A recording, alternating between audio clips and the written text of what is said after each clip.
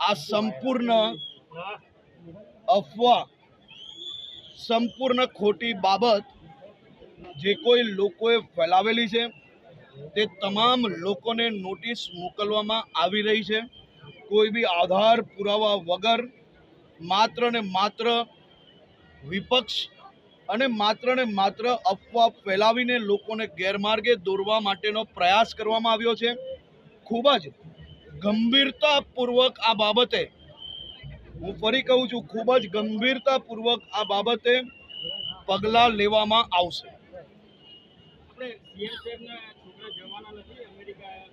બહુ ક્લિયર મેં કહ્યું, બેજવાબદારીપૂર્વક માત્ર ને માત્ર વિપક્ષના ઇશારે અને જે કોઈ લોકોએ આ અફવાઓ ફેલાવેલી છે તે તમામ લોકોને આજે નોટિસ મોકલવામાં આવી રહી છે.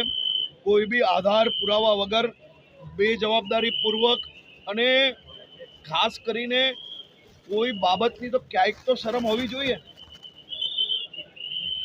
તમે અફવા ફેલાવવામાં કોઈના બાળકને બી એની અંદર જોડી લેવું, આ કઈ રીતે ચાલી શકે?